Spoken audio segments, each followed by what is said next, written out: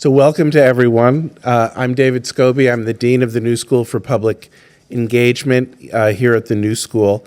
And it's my delight to welcome all of you and to welcome those who are watching online to tonight's Engaged Lives Alumni Discussion Series. This is the second one of these Engaged Lives conversations that we have, and I'm especially proud and honored to have Paul Rogat Loeb, who's come back to the New School. I'm going to describe in a bit, Paul's biography, and then have him talk with us much more about it. But first, let me tell you about this series. Engaged Lives is a series of conversations that brings back to the New School alumni of the various schools and programs for the New School of Public Engagement. We have a bachelor's program for adult non-traditional students, a media studies school, a school of management, policy, and international affairs, and a school of writing.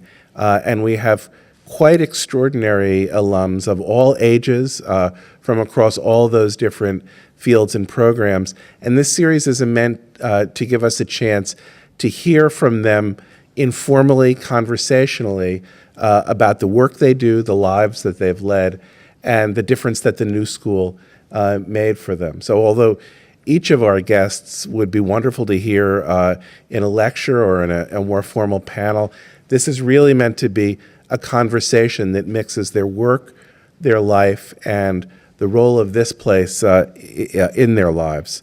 Paul Rogat Loeb is an especially wonderful guest to have. He's a very well-known democracy activist and writer, the author of 5 books, including Nuclear Culture, Hope in Hard Times, Generation at the Crossroads, and 2 other books, which are how I came to read Paul and know him, Soul of a Citizen and The Impossible Will Take a Little While, which have an extraordinary following among activists for social change, and especially among young people on college campuses. I know from many, many of my students that his writing and his own activism have been inspirational and a real model for them. Paul is also the organizer of the Campus Election Engagement Project, which I hope we'll talk a little bit about tonight. Before I tell you about my other interviewer, I want to give a special thanks out to my colleagues at the New School for Public Engagement who helped us organize tonight's conversation, especially Sue Morris, Chrissy Roden, Pam Tillis, and Audrey Gray. Maybe if everyone could help us thank them.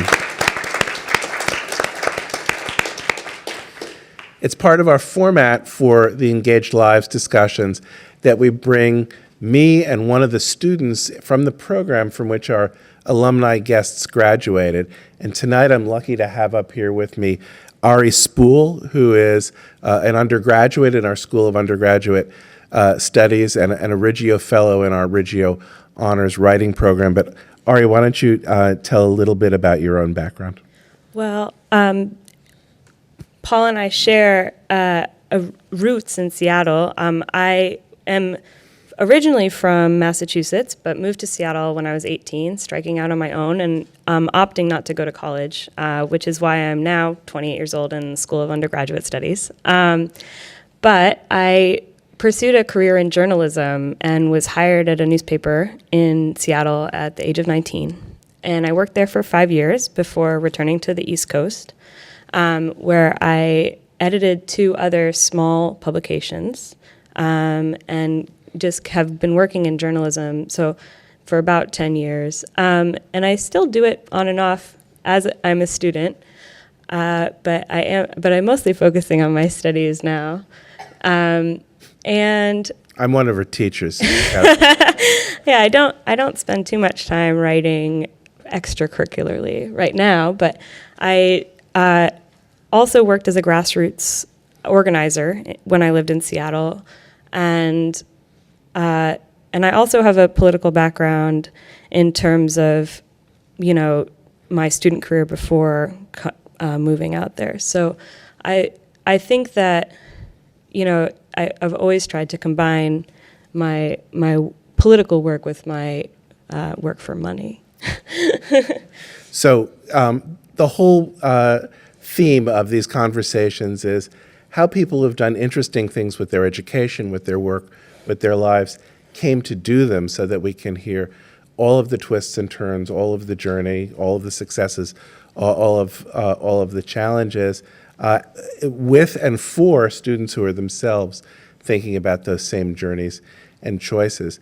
We're going to talk together up here for about, 45 minutes or so, open up the conversation to include you.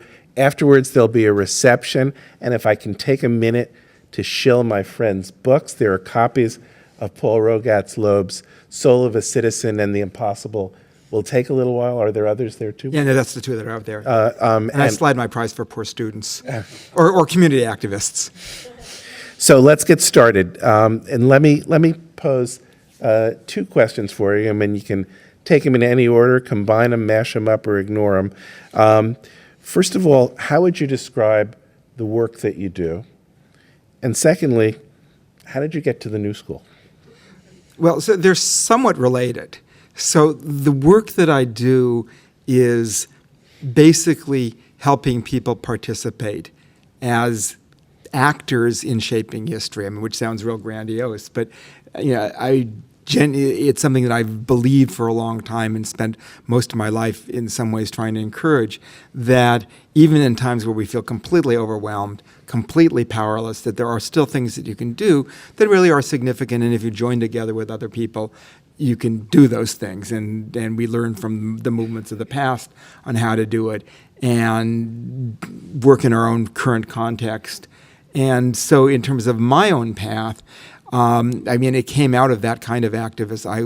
I originally started at Stanford as an undergraduate, along with a person who's probably still my closest friend, a guy named Pete Knudsen. And we were anti-Vietnam War activists, and we ended up at a certain point getting kicked out by the school. And so, very specifically, there was a campaign around weapons, corporations involved. They were feeding the Vietnam War effort.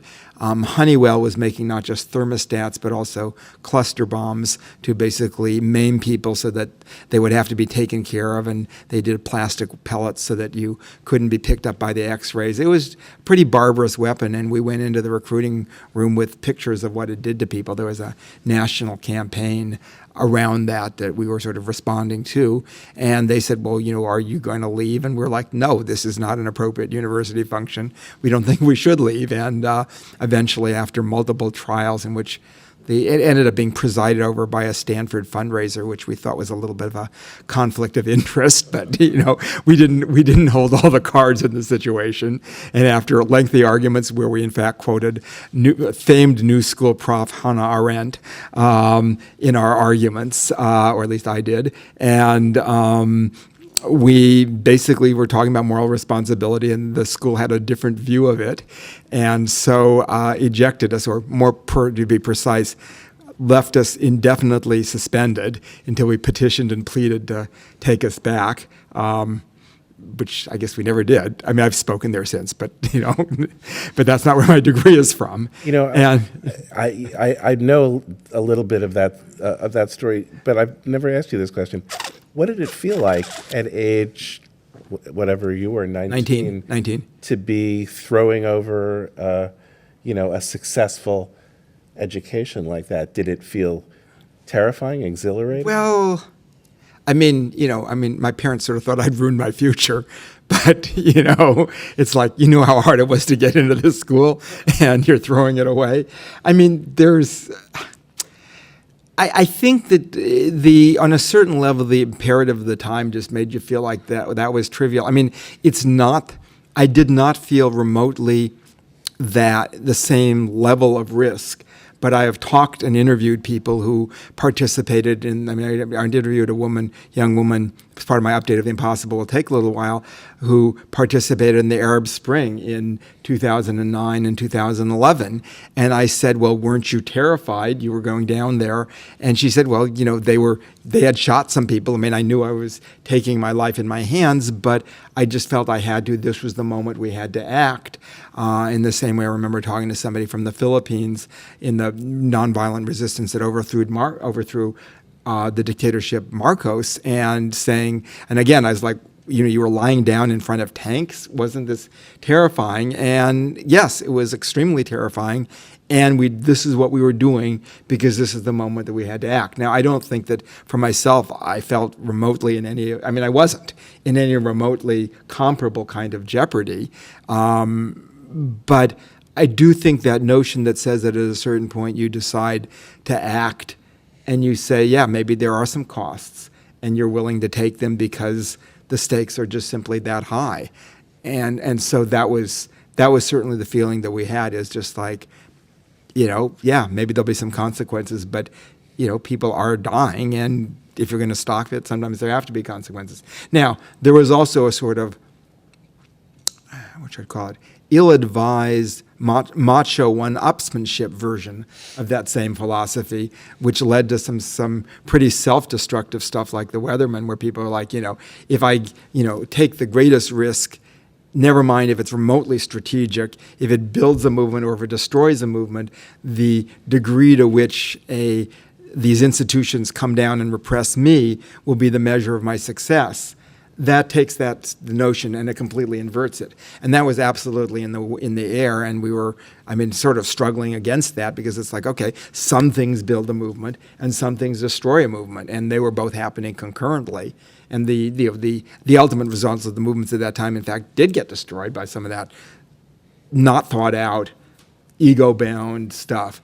But I think actually, if I look back at what I did in getting kicked out of Stanford, I do it again today, fairly much in the same way. So that's my take. That's my long take, whatever it is. We're talking 1972, so 40. I'm bad at math. 41 years later, that's my take on it. Not the least of the good consequences were you're sitting with us because you ended up at the New School. Yeah, it worked out. How did that happen? Well, it happened because, so my friend Pete and I, because he's very much part of that story. We're kicked out of Stanford. The draft had just switched to lottery, so on that level, though, the student deferments were not as critical as they had been just 2 years before. You're either going to get picked or not. But we both wanted to continue on, and so we're looking around at programs, and at that point, the whole infrastructure of the New School for undergrad education didn't exist. What you had is a world-renowned graduate school, which we'd certainly heard of, and heard of some of the stellar faculty, and you had adult education. And there was just this ghost of a new program where you're basically allowing people to put together their own degree program from the adult education. And so we liked the flexibility of that. And we also liked the fact, how to describe it? The New School had to sell its classes to the public. So if I compared the descriptions of the New School classes in the catalog to, say, the Berkeley catalog or any of the other schools that we thought of as alternatives, the New Schools were just far more interestingly written because they had to sell themselves on the public market than these Berkeley classes, where basically people are going to have to take poli-sci 304 or whatever it is if they're the major, and therefore, it was like, oh, these are really interesting classes. So I think it's in the way that it sold itself to the public, it inadvertently sold itself to us from whatever California is, 2,800 miles away or 3,000 miles away. And it was like, oh, we could take all these interesting classes. This looks good. So what did you study? And what was it like to be in these adult ed classes? It was great. It was a mix of, now it would be social justice studies, but it was a mix of history, philosophy, political theory, psychology, literature, all gravitating around engagement. And it was really wonderful. I just remember this one class. It was it was a sort of class on the politics of prisons. And there was somebody who was a parole officer. There was somebody who worked as a tenants organizer. I think there was at least one police officer. it was really different from my Stanford mix, and it was a whole hell of a lot more interesting. I mean, just infinitely. And we ended up. I mean, this is kind of an interesting sort of detour through history. So the guy who founded this is one of the New School's less, what should I say, less beneficial hires, but it had some good unintended consequences, was the guy who founded the LaRouches was teaching, and under the name Lynn Marcus that I was teaching at the New School. And my friend Pete took an economics class with him and basically thought he was an authoritarian jerk, which he, was and then some. But he insisted that people needed to read Hegel. And so we ended up reading Hegel with Stanley Aronowitz, who was a sort of union activist, community organizer who ended up teaching here for a while. And we ended up in this intensive study group where I think it went 3 semesters where we read Hegel and we got a sort of independent study, credit, somehow we arranged it, and met once a week. And again, the mix was amazing. So, I mean, I can't remember everybody in the group, but what I remember, there was a woman who taught at Park East High School, that really well-known alternative high school in East Harlem. That's kind of legendary. She taught there. There was a civil rights activist named Kay, who was from Mississippi. There was a guy named Stanley Stam he immigrated from Austria, I think right before the Nazis came in, ended up working and then sort of rising to manage a factory in Jersey. When his kids came through, he then decided to go back to school and switched. He ended up being a social worker. So he was in his 50s, I think, and he was part of it, incredibly smart. There was a woman who worked for some kind of energy consulting thing. I mean, it was just the wildest mix of folks. Again, so different from the cloistered. I mean, you did have interesting people at Stanford. I remember asking one, talking to one young woman, and it's like her family is like Dole Pineapple, and another person family owns half of Singapore. I mean, you get the global elite there. But he was one of the crazed Maoists, and then later ended up on the cover of Far Eastern Economic Review in his family when he went back to the family business. And so, the New School's, it was more interesting. It really was, and we liked the mix. And so there was at that point, the structure was you had an advisor, and you would go into the advisor's office and just tell him this is what you're taking, and they would say yes or no. And, he looked at it, he said, yeah, that's an interesting mix of stuff. Sounds good, go for it. I mean, it was very easy, very informal. And, I mean, the only challenge was your sort of momentum is leading you to try and do some organizing, and it was kind of unclear what to organize for on campus. So the only thing we could think of is that there wasn't a place for the people in this program to hang out together, and so we did organize around that, but it didn't last very long. Still haven't solved that one. Well, they basically found some space, and they said, well, would this work? You could have this space, and yeah, that would work. Okay, great. That was pretty easy. So, it was, Stanford was enormous. Stanford was by itself in the top 50 weapons contractors involved in the Vietnam War. It was very intimately wedded to it. The New School was not. So, it was quite a shift. Did you keep in touch with any of those students that you met over the course of your career, or have you guys kind of lost each other?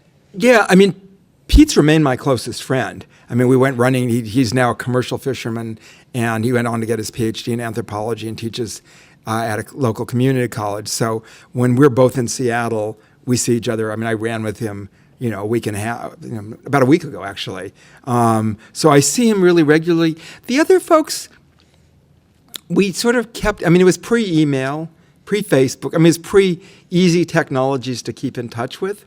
And so we didn't really, we kept in touch with the prof, Stanley, for a while, but we didn't really keep in touch with the other people, I think because it was just, again, had you had easy technologies? Absolutely. But, you have to write a letter, you have to do an expensive long-distance phone call, so we just sort of didn't.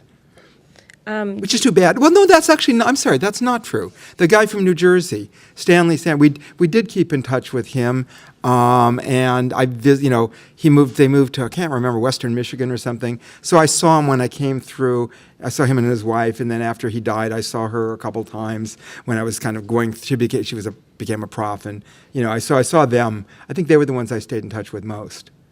You mentioned that initially when you were looking at the new school, the flexibility was something that really appealed to you. Would you mind expanding on that a little bit? Well, partly it was coming out of, I had this bad experience at Stanford where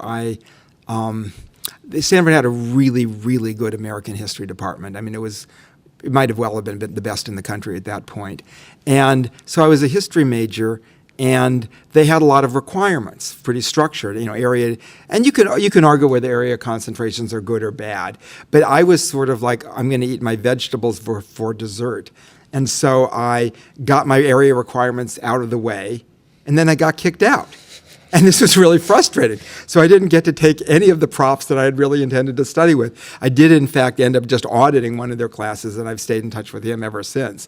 But so at the new school, there wasn't such a requirement. And so it was just like, okay, well, I'm going to take the classes that I wanted. They weren't all, there was one or two that weren't very good. We were sort of, Pete and I had to sort of argue. He was a sort of really kind of authoritarian, dogmatic Marxist, and we were sort of non-authoritarian, left or whatever, and we had to argue with him. Basically, he just told us to stop arguing, and we said, no, this is the class, and we finally worked it out for somebody else to grade our thing, and we wouldn't bug him. We would read the reading, and somebody else would grade it. That worked out okay, but we had to organize to make it happen. So you've told us a lot about your politics and how central that was to your studies. If I were thinking of how I would answer the what work do you do question, it's kind of politics plus writing equals Paul Rogat Loeb. So where did the writing vocation come from? Well, I'd been writing. I started like at Stanford. I wrote a lot about the war. I was never a staffer on the student paper, but I would submit the equivalent of op-eds, and most of them would run. And so I think my writing was always, how to describe it, I know some writers where that was what they wanted to do from beginning on, and they wanted to write, and the content of the writing was secondary. The joy of working with words was primary, and there's nothing absolutely wrong with that. But in my case, that's not really what drives me. So, in fact, I was always writing to say something that I didn't see other people saying. Therefore, I would jump in and say it. And so the writing that I did always focused on that. And when I was writing before, and then this happened to be a formative experience at the New School, is there was a film prof named James Monaco, whose class was a class on the French New Wave and films of the 60s and 70s, which was a really fertile period for film. We were saying all sorts of interesting things. And so, again, Pete and I both took the course. And at one point, I wrote a essay on, it was a film by the Greek director Kostagravas. I think it was the film State of Siege. I may be wrong on that, which was about the an American, I think, CIA person. I can't even remember the plot at this point. It's hazy enough. But in any case, I wrote this essay, and he said, this is really too good to sit on my files. You should send it around. And there was this small political magazine called Liberation that had been around since '56. Amazingly illustrious history.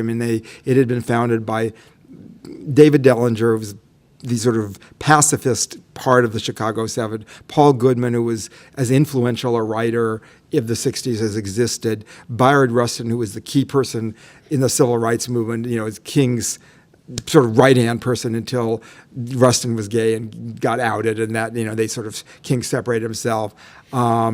A.J. Muster was sort of the grand old man of American pacifism, and it was an astounding group of people, and you literally had this magazine of 5,000 circulation with Nelson Mandela writing for it and Albert Camus, and just astounding I think Sartre may have written for, can't remember if that was for sure. Martin Luther King wrote Letter from a Birmingham Jail. I mean, these are amazing global figures gravitating to this little tiny magazine, partly because it was sort of left or whatever, but it was not Communist Party. It wasn't under the control of an organization. It was an independent voice, and so people gravitated to that. And so it had this amazing history. And so what happened is they said, oh, we have an opening. And would you like to interview for us? It's like, oh my God, I mean, this is like, the gods are speaking. And sure, so I do. I get the job, and I think I'm joining this established institution. And then by 6 months, everybody else has left.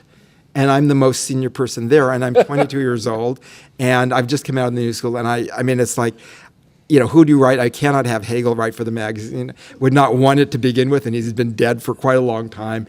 It didn't work on that level. So it was just like I had to jump in and kind of piece it back together, start fundraising.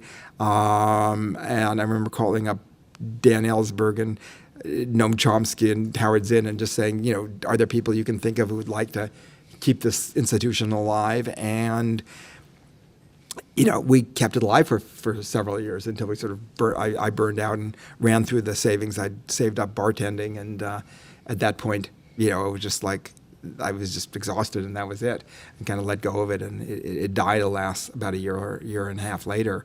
But I mean, this, I don't know if this was unique to the New School, but certainly had Jim not suggested that I circulate the material, my life might have been really different. And later on, he ended up selling my first book. So again, it was just sort of another tie from this institution that set me on the path that I'm on. So, and was that, at what point did you kind of switched coasts to Seattle, and that was where your first book, Nuclear Culture? Right. So I moved out. I was, no offense to New York, but I'm kind of a West Coast person, and so I always intended to return to the West Coast, and so I, in contrast to my wife, who was always drawn back to New York, where she grew up, and so in 1978 I moved back. I'd started writing. I left Liberation at the end of '76, was bartending, ran a small cooking business, and starting to write and just sort of write different articles, and moved out and started. It was when I hit the West Coast that my writing sort of went up a notch from writing these articles to writing books. And this first book I did was on people who made atomic weapons at it was the largest nuclear complex in the world in eastern Washington State, and they'd made the plutonium for Hiroshima, for the bomb, they made the plutonium for Nagasaki, and for the first bomb now tested in the New Mexico desert, and for about a quarter of the weapons in the world at the time of the nuclear weapons. This was the height of the nuclear arms race, and so it was just really nice, ordinary people going in every day to make the raw materials of potential annihilation at a point when we were literally about 6 minutes away from the Soviet missiles. And, well, there in fact was a mishap, which a Soviet major that we should all be grateful to waited it out instead of retaliating when his radar read the wrong thing. And, we would not be here, today without that. And so it was an example of how ordinary people can essentially rationalize what I would consider unrationalizable situations, and so that was the first book called Nuclear Culture, which was sold by James Monaco, who was my prof at the New School. So that book kind of set you on a path towards examining, what would you say, the psychological, the kind of headspace of people who are working in difficult situations. Do you think that has continued in your work? Yeah, no, absolutely, because I was looking at engagement, I was looking at denial. In the case of Nuclear Culture, it was really about denial. It was just like, and they were saying, it was kind of ironic, because they said, there were two phrases they used. They said, I could have been making light bulbs that were just making the machines work. It's something completely innocuous. The other phrase they used, as for something innocuous, was I could have been working in a coal plant. climate change was on the agenda of the, climate scientists most involved in it, but none of the rest thought that working on a coal plant was any different than making light bulbs. So in retrospect, it had a little bit of, I don't know what, foreshadowing, but I didn't think of it at that point, because I certainly had never heard of it. So around that same time, the nuclear peace movement, particularly called the nuclear freeze movement, was taking off. And all of a sudden, everywhere around the country, there was these people challenging the direction of the arms race. And so it just seemed like a very natural point to flip and do a book on those folks. And so I've been interviewing everybody from like the wife of the police chief of Minneapolis, who did repeated civil disobedience at Honeywell, actually, because it was the same project had continued. And I liked them both a lot. He was I think he was from New York, actually, but he would say things like, "Son of a bitch, there goes my wife over the fence again." and then a National Mother of the Year doing civil disobedience and risking 10 years in jail for blockading a Trident submarine, and educators trying to wrestle with how you deal with this in the classroom. It was a wide variety of approaches and tactics, but the common theme is how do you rein in this out-of-control spiral of the arms race? And so that was what I was working on. And I remember at one point, again, so sort of the questions of risk and cost, people didn't want to publish the book because they didn't think there was an audience for it. May have been correct. I'm not sure. It didn't sell there. It sold the least. It got the most reviews and sold the least. This is Hope and Hard Times, your second book? And I remember I'd come home to these, how do I describe it? A friend of mine's agent who represented us, a friend of mine who was a National Book Award winner and represented Samuel Beckett and people, major folks, he was saying, we will represent you, but not for this book if you don't think it's sellable. And I come back from these people risking 10 years in jail, and I'm thinking, look, the sacrifice and risk of possibly writing a book that may not have an audience compared to risking 10 years in jail, pretty modest. So, if they're doing this, it's the least I can do to do that. So I continued on with the book. I think we went through 50 publishers and ended up with somebody who actually didn't have a relationship with the largest wholesaler in the country. So you literally couldn't get the book in most of the country because it was unorderable. And it was pre-Amazon and stuff. It was completely unorderable. So again, it became something of a self-fulfilling prophecy, but that was the second book that I did. Ari's I think I love the description of saying that you've been interested in the headspace of politics, not in terms of your writing. Yeah. You started out as an activist, but when you've turned to writing, it's been most of it all about hope, denial, the life, the inner life, the emotional life of. Absolutely. So where do you think? That it's an important subject, but I'm interested that you turn to that rather than writing policy. Yeah. Well, on any given issue, there always seem to be plenty of people writing on the policy stuff. And so it's like, okay, what can I contribute beyond what they're already contributing? I'm a pretty good writer. I can synthesize things well, but basically I'm going to be taking stuff that somebody else has already worked on anyway. And it seemed to me that maybe the central experience was, being coming of age in a period where there really was a flowering of citizen activism, witnessing the power of it, and again, including witnessing the mistakes, of which there were some huge ones. It's the potential of movements that speak for incredibly important issues to just take themselves down in flames, and I saw that in spades. And so I think I saw that, and it's like, okay, what does it take to get people to participate? And it wasn't really a case of 60s nostalgia. Because there were parts of that period that I was distinctly unnostalgic for.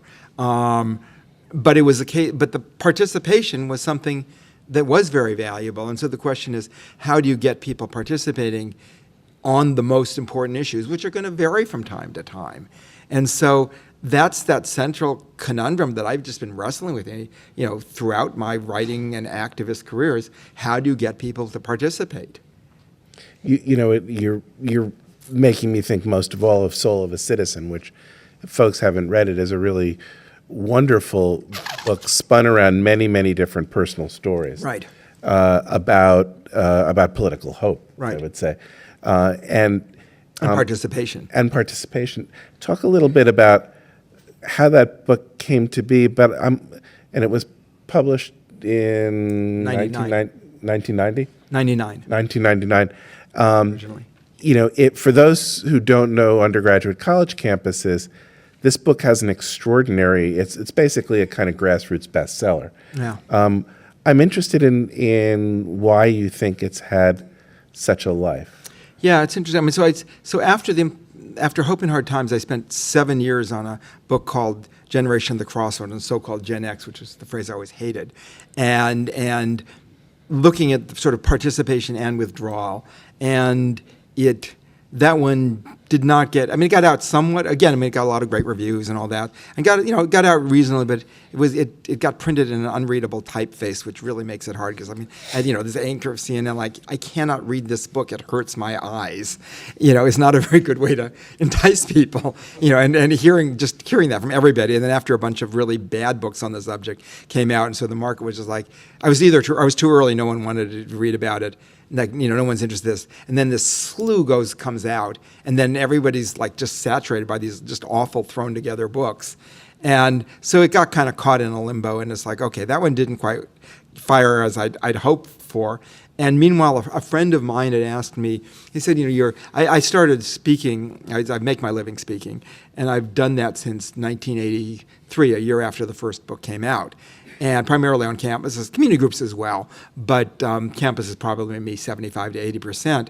And so that was where the genesis of the student book came, is, I'm on these campuses and, and I'm seeing what students are doing and I can write about it. And then a friend said, well, in the question and answer periods, you always have such interesting questions directed to you about how to make a life as an activist and what is it like. And you come up with extremely interesting answers. So why don't you pull them all together in one book instead of just sort of answering them ad hoc? And I thought, well, that is probably true. And so I basically pulled together stories that I'd encountered over the years. Sometimes I went out to other stories. So I mean, it was everything from being on a CNN show and hearing them introduce Rosa Parks as basically inventing the civil rights movement instead of recognizing that she'd been involved for a dozen years with the NAACP, and taking training sessions at Highlander School. So that it was conscious, it was a community, it involved persistence, to telling the story of my friend from the New School, Pete, and his amazing coalitions that he put together of environmental coalitions of the fishermen, and basically because they were so effective, watching some of the huge corporate interests trying to knock them out with a sort of greenwashing initiative that would basically ban all these family fishing fleets that were being so obstreperous in protecting the salmon. And I remember sitting in a tavern saying, so we're going to go up against Alcoa and these, huge industrial interests. He says, well, we'll go down fighting. But in fact, doing this really broad coalition where they ended up, it's everybody from the Native American tribes to the Sierra Club to some members of Pentecostal churches who happen to be fishermen, and getting a Pentecostal minister to give an invocation against corporate greed on the steps of my state capitol in Washington State. So, lots and lots of just sort of witnessing that. I mean, and this was a story that I'd sort of lived through running with Pete, several times a week, and is hearing the progress. And there was a woman from San Antonio who was basically dropped out with an 8th grade education, ends up testifying before Congress, and just watching her journey as she gains voice and confidence. And so, lots and lots and lots of stories, and using them to basically articulate basic lessons of how the essential nature of community, that one never acts alone, of engaging step by step, that you don't suddenly miraculously become the Rosa Parks, nor did Rosa Parks, that you have to persist, that you have to build these broad coalitions, and if you can cross expected lines, they're going to be vastly more powerful. All those kinds of themes that I then wove in and exemplified through stories. And some, I think it just really hit a nerve. I mean, despite never really being in the bookstores. I mean, it was modeled by Barnes & Noble at one copy, which means it could never, maybe two. Borders was one, Barnes & Noble was two, which means you could never have more than 2 copies in there. They would just replace them, which never means you could never be front, face out. And the only people who would ever see it were the people who are looking for it. we still get to 145,000 copies out there. So it was not a conventional, a conventional process of a book getting out, but that's okay. It went viral before we knew what viral meant. It went viral before we knew what viral meant. And I also had to push it. I mean, it didn't just happen. I'm interested in that because you're saying, okay, well, this is a very activist book in its own sense, and Right. if activism is something that happens within communities, what is your activist community? Well, I mean, right now, I mean, this jumps ahead. I mean, my activist community is primarily getting students to be involved through this campus election engagement project, which we can talk about in a little bit. I mean, because there's a lot to say on that. But in this case of this book, it meant having to, when the publisher really dropped the ball on it and didn't get in the stores, but it started getting out on the campuses in lots of different disciplines, a friend who's just extraordinarily smart at this kind of stuff, at sort of nonprofit marketing, as he's from Vancouver, British Columbia, basically said, well, supposing it was after Malcolm Gladwell's book came out, shortly afterwards, he said, supposing you get the book into the hands of the people who actually could have it ripple further out on campuses, and he convinced me to take basically pretty much my entire savings and gamble on doing large mailings to a wide variety of faculty and convince my publisher to give out free books on a level much higher than they normally ever would, and it worked. And so suddenly, people saw it, they read it, it's like, oh, this is really good. They tried it out, the students liked it, started doing a lot of all-campus adoptions, and it just starts taking off. I then get enough lecture dates to pay for my investment in it, and that's where, the book goes from 20,000 in print to, or maybe it was 18 at that point, to, 145, including a new update and all that happened a couple of years ago. So it had to be, how to describe it, one cannot assume that good ideas automatically find their way out to reach their public on their own. You just can't. That sounds like a story as much about entrepreneurship as community organizing. I mean, I'm struck that you said you've made your living since the 80s as a lecturer. Yeah. And this book took off partly because of some canny entrepreneurialism. Those are not necessarily skills that one learns in social movements. Well, one should. But I think part of it is, it's framing and telling a story. It's like, there was some criticism of this interesting movie called No, was it No or Yeah? It was No. No. Yeah, it was No. I always got things like this backwards. No, yes. On Chilean movie. The Chilean movie on the vote, the plebiscite to replace the dictatorship Pinochet, where they sort of had to say you're going to have to bring it in terms that people understand, not just the sort of core converted. In this case, it was, and again, it's not simplifying. I don't think it's about betraying or dumbing down the ideas. It's just saying you want to make something comprehensible. One of the reasons that I think Soul of a Citizen took off is that I worked really hard to make it comprehensible, and therefore that allowed it to take off and allowed students to respond. It was not written as an academic book, and we didn't really expect it to be primarily an academic book. There was even a point where the publisher messed up on something minor in production. I had a choice of dropping the index or losing the timing, where I had some excerpts in some major magazines. And I remember my agent, whose husband's a sociologist at Wesleyan, saying, look, this book's going to live or die in the bookstores.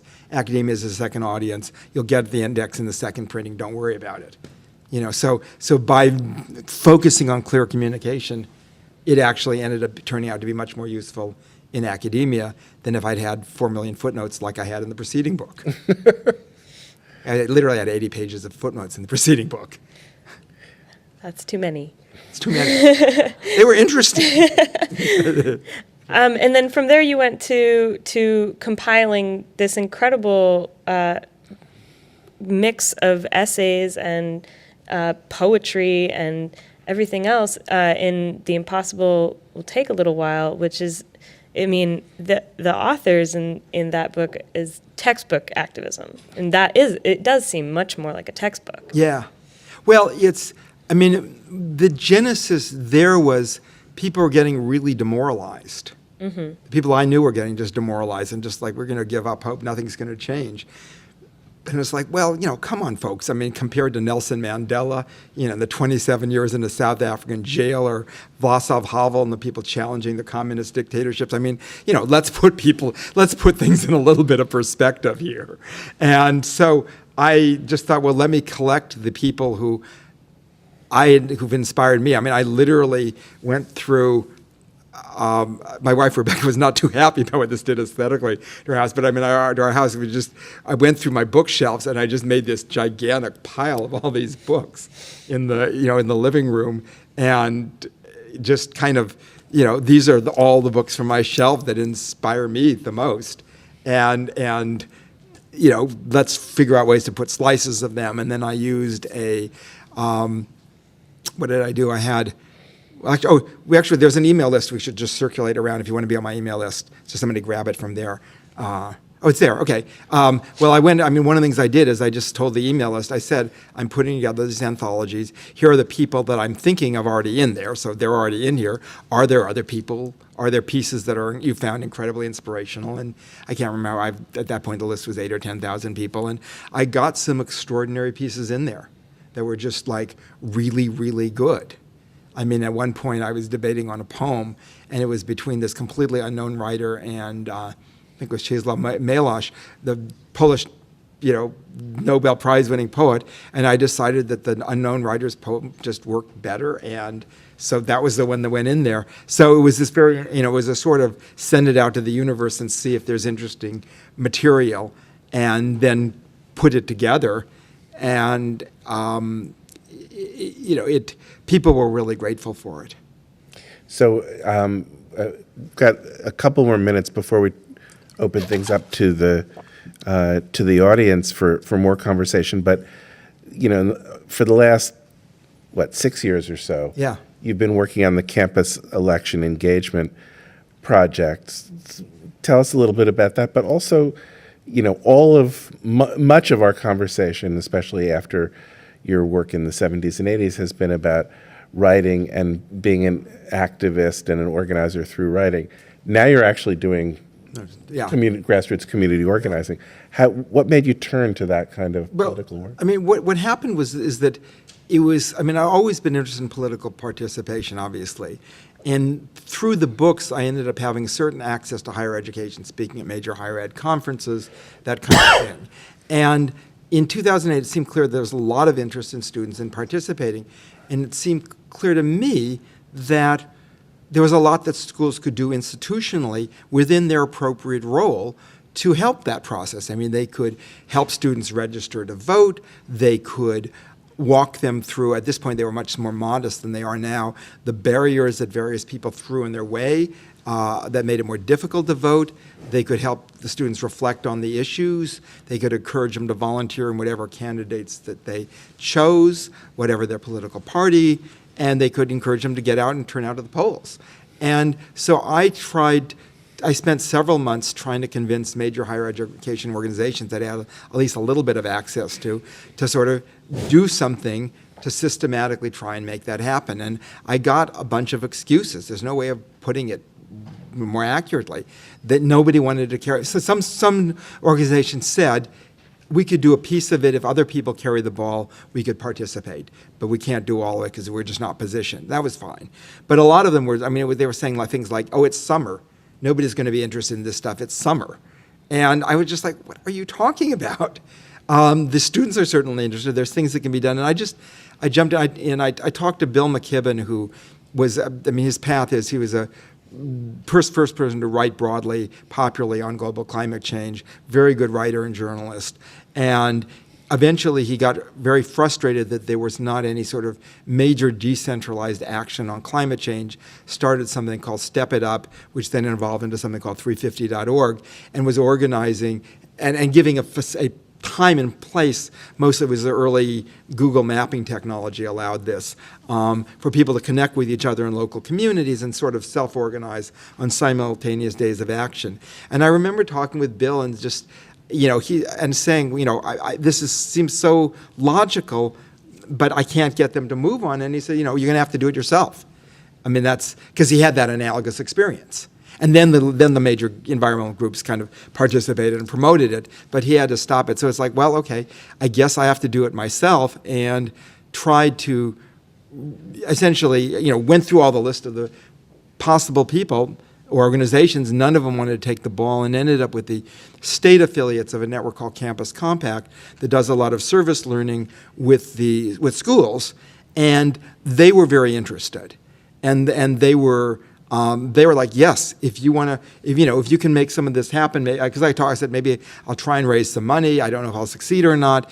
And they're like, well, we would love to be part. And so we just jumped in, and it ended up, I think we worked with 500 campuses nationwide in about 15 states in 2008, and pulled together, sort of mostly from my instincts, what the best ways to engage students in those different facilities were. As people ended up participating, as schools ended up participating, they would come up with ideas that we would then weave into our lists. And it just sort of grew from there and created this network. We'd have conference calls once a week where schools would exchange ideas and talk about their progress. We'd sort of coach the people. We would raise the money to hire energetic, 23, 24-year-olds that the campuses compacts had often worked with us. And then I didn't do it in 2010. I was revising Soul of a Citizen, and then decided that it really needed, I saw the student participation rate drop off from 68, 69, 70% down to 19 or 20%. And so started it again in 2012, and we worked with about 750 campuses, like 5 million enrollment. I mean, it was really a large project. We're partnering with the League of Women Voters and Common Cause and Rock the Vote, and these much larger and more established organizations recognized that somehow what we were doing by allowing ideas to travel in the academic community on how to engage students and for schools to effectively communicate with each other through the structure we created, that this was having a significant impact. And so they then wanted to work with us, and we wanted to work with them. And so we're now carrying it forward just as an ongoing project, because the point that the students drop off the most is not the presidential years, but the years when, what does our congressman stand for? What does the legislator stand for? And so that's really our goal. And that really that has certainly, in the last few years, that's completely consumed my life, and I've become much more organizer than writer, at some points to my regret, but at points also of deep satisfaction, knowing that we were able to facilitate the participation of, huge numbers of students who wouldn't otherwise. I see lots of nods around the room, and I'm about to go up and walk around and carry the mobile mic to folks. But while I'm doing that, why don't people think about things they'd like to ask or say?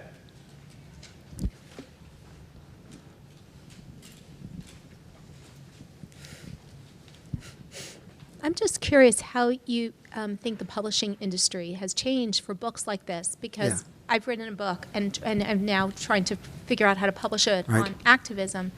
And I'm trying, the ear symbol you see outside for people with hearing loss, that's me. Oh, The okay. person that coordinated and all around the city. Right. And so I'm trying to figure out, how do you publish a book on something on how to get people to effectively advocate when the whole publishing industry has changed? Yeah, it's hard. I mean, I honestly, I don't know what it would be like were I starting out now.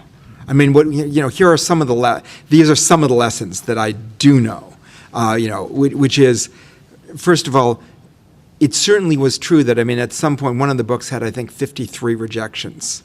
So, the fact that, large numbers of publishers made decisions. Soul had 23. They regret it now, but it still had 23. There's a whole bunch of publishers before St. Martin's took it. So, one is that you just simply can't allow that to stop you, because they're not necessarily accurate arbiters. I would say that as the industry has consolidated, they're probably less accurate arbitrators. I mean, the degree of discretion that individual editors had in an earlier period, I think they have less of that. It's much more the pre-sale, the pre-definition. Do you have a celebrity podium? Do you have a big megaphone? I mean, that seems critical. Now, the flip side, the positive side, I would argue, is that the channels to get the ideas out are more diffuse. I mean, there are more ways to do it. So the whole online world didn't exist. The whole ability of something, I mean, this is not exactly the same thing, but we sat in on a really interesting interview with the music artist Macklemore, and who basically went from, in the span of about a year, from playing marginal gigs, living in this tiny apartment, to filling stadiums globally. And in their case, what they did was they spent an inordinate amount of time, way more than any. They put out their record themselves. They spent an inordinate time putting together their videos in a really creative way. The videos went viral on YouTube, I think Thrift Shop has 400 million hits. It's astounding. Some of them are repeated people, but it's a lot of people. It's serious, and their song on gay, Same Love, has I think 130 million hits. So they just, and then at a certain point they contracted with Warner Brothers to do radio promotion and accelerate the distribution, but they kept control. That, in the music world, is somewhat different, but that could not have occurred 40 years ago, 30 years ago, 20 years ago. The channels didn't exist. So I think that there's a way in which, that the new media has allowed, the challenge is breaking through the noise, breaking through everything else that's out there. But I think in some ways it allows, if you do have initiative and creativity to figure out some other channels, that's more possible than it was at the point that I was putting out these books. Even, New Soul of a Citizen, 99, even then 15 years, I think the internet was 8 years old at that point. Even much as it seems like it's been with us our entire life. In this corporate web-based form, something like that, 8 or 9 years old. So I think that there's, it's constrained here, but there's also possibilities that have opened up. Oh, no, sorry. I thought you'd. Yep.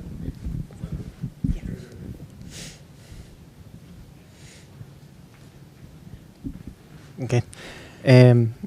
I recently found your book Soul of a Citizen in a self-help section of a bookshop. Oh, God, I've been fighting that for 15 years. Yeah. And what do you think about self-help books? Let me bite my tongue before I say something. Whoever at my, I have many people I love at St.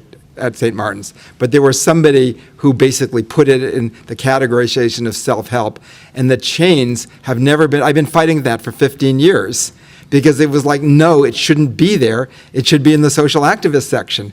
And once they stuck it there, this is the tyranny of computer categorization, once they stuck it there, they just, I honestly thought that had been I had heard many promises that had been long taken care of. I suppose I have to mention it to them when I see them tomorrow. But, it wasn't where it was supposed to be. And what it meant is if you were browsing the shell, not only was it spine out, but if you're browsing for it in the right place, that is, you care about social change, you would never see it because it wasn't there. So that's my publishing frustration in part. But the other part of it is that when I look at, if I'm going to say what is the self-help, the truth and misleading part of the sort of self-help approach, the truth part is there are things that you can do in any context that do matter, no matter how difficult the context. That's a lesson that a lot of those books have. It's a valid lesson. It's like the part of the Serenity Player, I can always, whatever it is, act on the things that I can act on. And there are going to be some things I can't control. So I'm just going to have to accept them. The fallacy part is the fact that it's highly individualized. It's not about common action. It's, it's Rosa Parks' lone hero versus a whole community of people, like the guy who got Martin Luther King involved, who was really reluctant at first. King was just like, no, I don't want to get involved. I've got all these excuses. So if you drop out those other people, you don't have an accurate perception of social movements. You also don't have an accurate perception if you talk about the ability of people to sort of surmount impossible obstacles on their own. That's not, it's like, yeah, there will be a few people who, no matter how many obstacles you put in their way, they will succeed, and there will be 100 others who would have been incredibly productive members of society, but you have stacked the deck so they are never going to get past high school, much less college, and that's a loss for them and everybody else. And I think the self-help movement tends to have a gigantic blind spot in those kinds of areas. So that's my take on it. We'll get you next. Yeah, I just had a question regarding the whole Snowden issue and NSA, all the surveillance stuff that's coming out, and the difficulty in getting people to use their feet in the streets and all that kind of thing. Could you speak to the rise of really legitimate fears about being, shut down in lots of different ways with surveillance? Yeah, I think I've always, years ago I got my FBI file and discovered that the FBI wasted an inordinate amount of taxpayer dollars watching our house in Brooklyn where absolutely nothing was going on. And, as a taxpayer, people should have been really angry at that kind of thing, much less, sending fake letters to Martin Luther King to try and convince him to kill himself, as the FBI did under J. Edgar Hoover. And I think that there was a period where, in the early 70s, where the degree of abuses broke. It came out in the public, and America was like, wait a moment, we are both the FBI and the CIA. Wait a moment, we're assassinating foreign leaders, we're surveilling American citizens. And there was a kind of broad-based revulsion about that then pushed and put some constraints on that. And I think it certainly rolled back in the wake of 9/11. And, it's a complicated issue in the sense that there are people out there in the world who, and one can argue the historical genesis of that and the role of our actions in creating that, because I would say that our actions have played some role in creating that, but who at this point in time, they don't have big planes, they don't have missiles, or at least not, our kind, they have shoulder-launched missiles. And so their way of fighting back asymmetrically is to go after a bunch of civilians, like they did in 9/11, and kill a bunch of innocent people. So I'm aware, I've never been an absolute pacifist. I'm aware that it's a rough world out there. And so I'm not entirely, there was a guy in where I live in Washington State who was coming across the ferry with Canada with a reservation right by our Space Needle in the middle of our downtown. And I can't even remember how much plastic explosive he had with him, but it was a lot. And he was planning to blow it up on New Year's Eve when there was a big New Year's Eve celebration. And, I might have been one of the people blown up. So I recognize that that's part of the reality. At the same time, I also recognize that I don't think, much as some weariness and sort of monitoring people who might want to do us harm is necessary, I don't think that extends to monitoring every American citizen. And I don't think that, so I would, I would say that we need a serious debate on that, and that the lines of of what we did not even know was existing that became permissible need to be pushed back, way back. And, where exactly that point that's appropriate, we're going to debate it out. The interesting thing that I find about that issue, and there are a lot of other ones like that, is that how to describe it, it tends to break apart traditional political positioning, left, right, whatever one calls it, liberal, conservative. So there are an awful lot of very conservative people who are appalled by the degree of government surveillance, and are really staunchly against it. In the same way, there happen to be a lot of liberal people who are also against this. And so it opens up the possibility of people talking with each other who really don't talk with each other a whole lot in our society. And I think that's a beneficial thing. There's a question here, and then we'll get to you, sir. Thank you. I have two questions, if that's all right. One is, have you ever organized grassroots in a country other than America? No, I haven't. Okay. Yeah. And my second question is... I've learned a lot from that, but I haven't done it myself. And my second question is, would you consider Occupy Wall Street the building of a movement, the destruction of a movement, or somewhere in I think a little bit of both, to be honest. I mean, when I look at it, and granted, I'm doing it from the vantage point. I mean, I went down a lot to the one in Seattle, just to see what was going on and whatnot. And what I saw are a couple of kind of things that were happening at the same time. One is, I think that the issue originally identified about the profoundly accelerating wealth gaps in America and the degree of the sort of cavalierness towards the people who are casualties of that, like being unemployed, was exactly the kinds of issues from my particular vantage point that needed to be raised. So I think they were doing something profoundly important in raising those issues.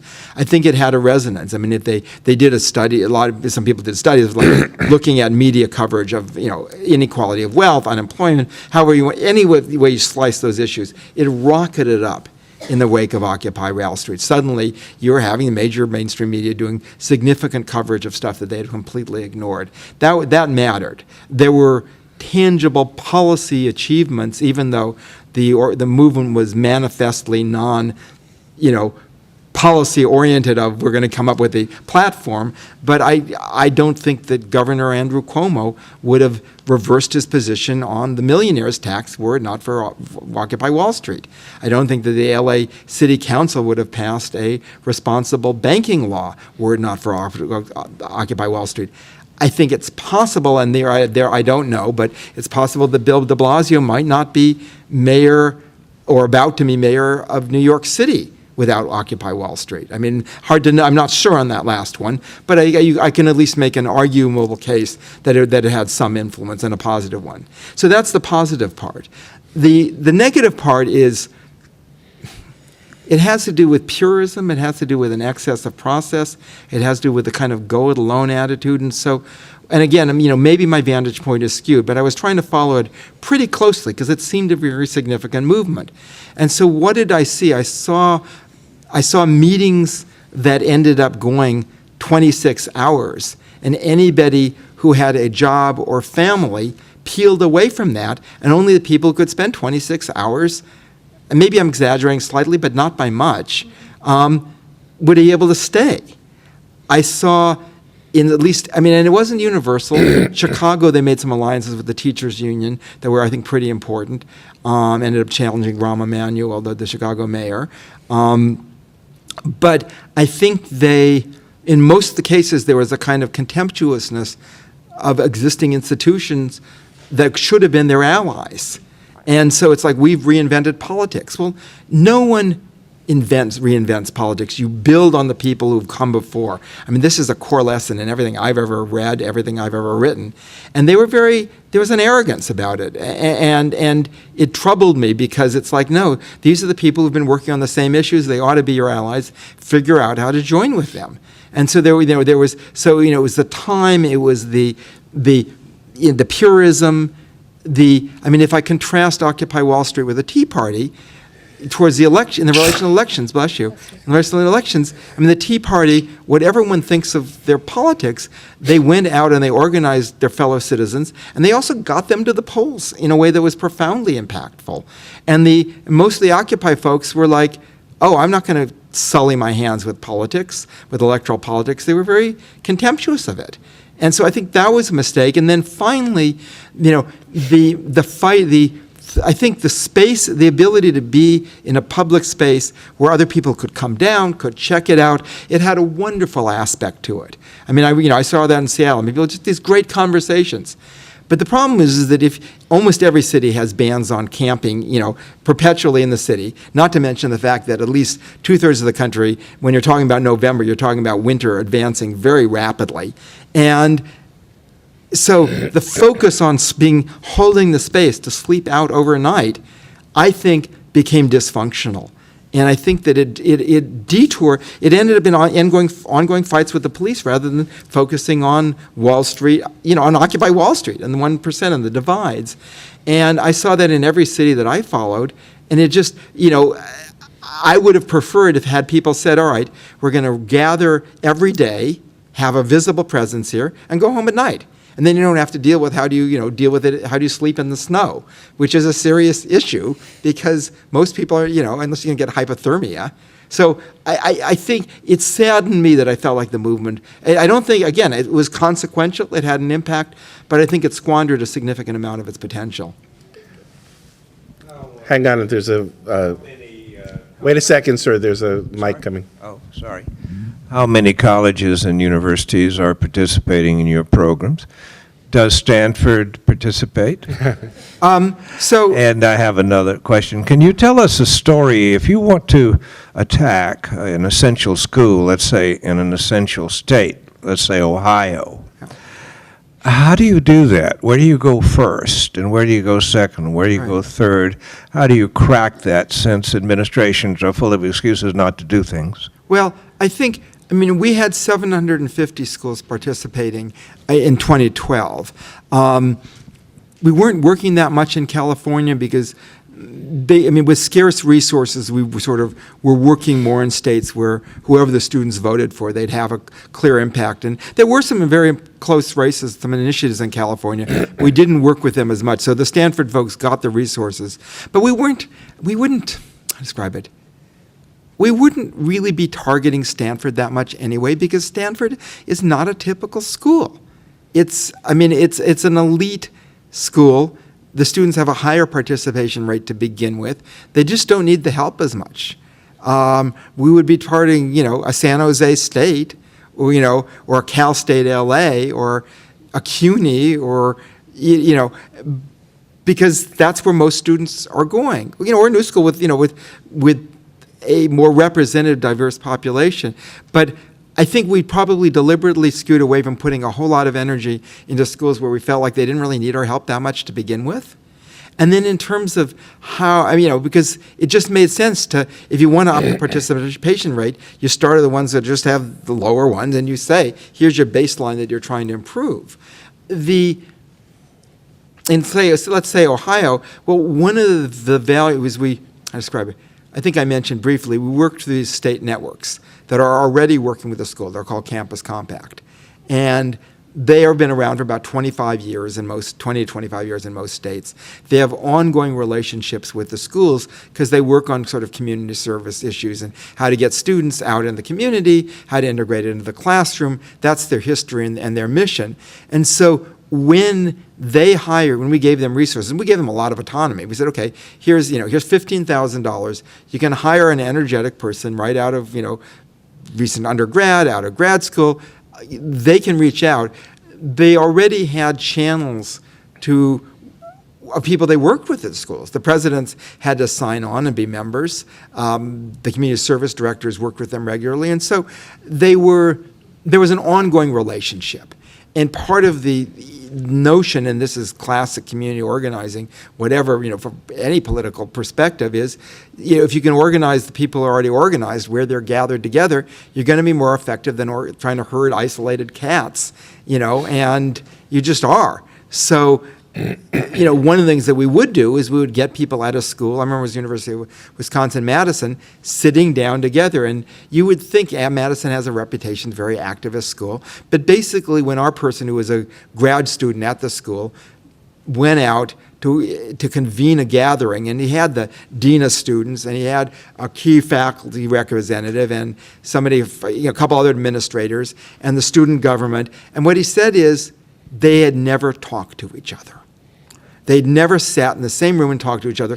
And once they did, they pretty well figured out what they needed to do. And we didn't have to tell them. We have to call it 6 key ways to get your campus involved. We have this big master checklist.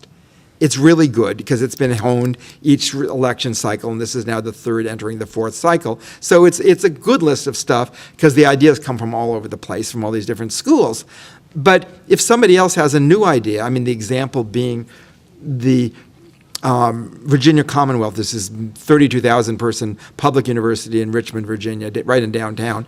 They got the idea of working with their public housing project nearby to get their members, their residents, registered to vote and restore their rights if they were felons. And so they partnered with the Tenants Association, and they went door to door in teams of 2, and worked out rides to the poll with a nearby church. It was very effective. We then had the person who was running that program for VCU, and I said her, this is a model that can be replicable, and I can have a 3-sentence thing and will in our master checklist, but how about if you actually write up a guide on how do you do it? How do you deal with all the issues? Logistics, liability, practicality, relationship with the community partner. She wrote up this really great guide. I edited it, and we're now sending it out nationwide because there's a whole lot of schools that could do the same thing. And all keeping their nonpartisan mission as we keep ours. Oh, thank you. I came tonight, I'm one of those people who have been disadvantaged by the lack of both a high school and college education, so please forgive me if my question is not all that academic. But I've been a lifelong activist and, lost those educational opportunities because of being LGBT. It's been a real burning desire kind of question for me all my life, and how do you inspire people to be activists and importantly to be lifelong activists. Right. And within my own movement, I've gone around and questioned all the people who have survived for decades in my movement, which I think has been an astounding success, a peaceful revolution, self-correcting peaceful revolution that's avoided most of the mistakes that most movements have made.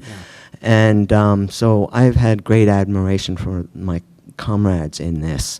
One of the singular most common life event that has inspired myself and my other comrades have been exposure to physical violence. And almost all of us can relate. I was nearly blinded by the Ku Klux Klan as a child. And this has really bred both this ethic of activism, of social justice interest, and I've watched as that kind of civic and political activism has declined over the years, and it's made me very sad. And short of exposing people to physical violence, I really want to know, how do you inspire people to be lifelong activists? How do you create that kind of empathy for other people's pain, short of having lived through it yourself? And to me, that's the most essential question. How do you characterize the true activist with a kind of structural ethic and integrity that defies media changes, cultural changes, responsibilities to others, all the other obstacles and problems that our movements have created?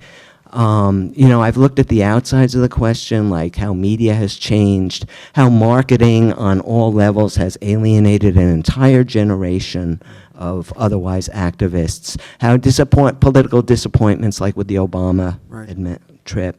Now, what insight can you offer me in your travels in a very different set of circumstances? Thank you. I think part of the central challenge you've defined, I think, is the empathy challenge, which is how do you create empathy even if what has happened that is unjust hasn't happened to you personally, because that's what we want. We want an ethic of human solidarity where people feel like we're connected. And, somebody's doing something wrong to my fellow humans or to the natural world, and it affects me because it demeans me as a human being.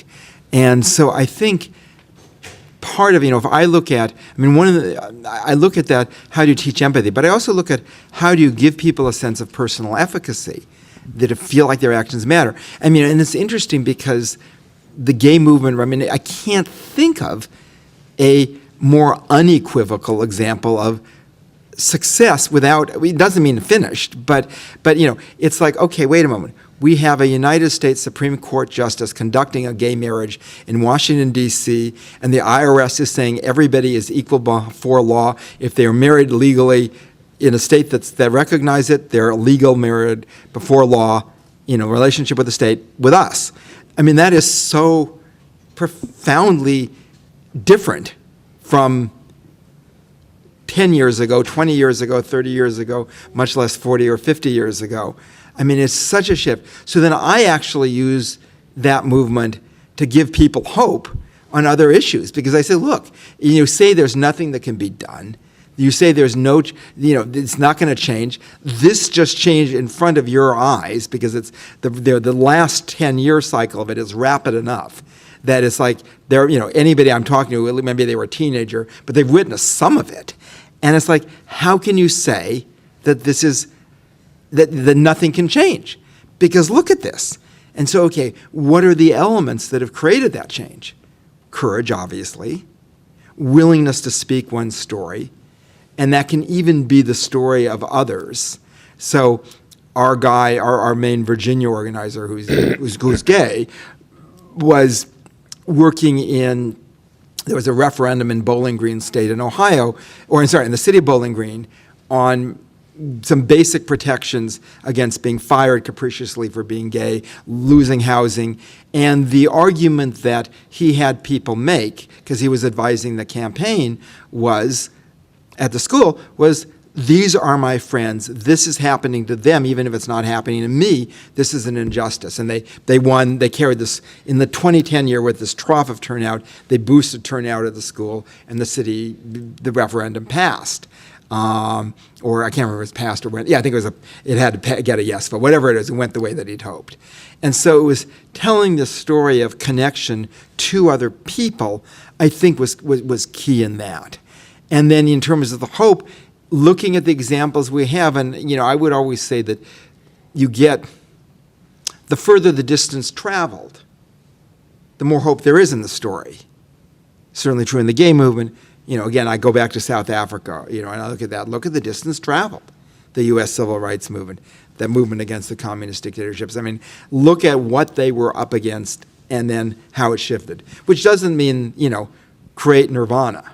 I mean, that's why I consider the Arab Spring hopeful, despite the fact that some of the, in some ways it's a bloody mess there, as did this young Egyptian woman I interviewed. So I think it's that balance that I think has to drive our sense of these movements, that says you don't know when something's going to turn. Critically important, because you just don't. But you reach out, you get as broad allies as you can, you keep going, and then sometimes something miraculous does happen, and suddenly history changes. I think that question of what makes a lifelong activist is a great place not to stop the conversation, but to make it informal over books and the reception. I know there are people who wanted to keep talking with Paul, and I'd encourage you to stay and continue the conversation in a more informal way. Thank you for coming. Thank you, you. Ari Spool, and especially Thank you, sir. thank you, Paul Rogat Loeb. Yeah, thank you.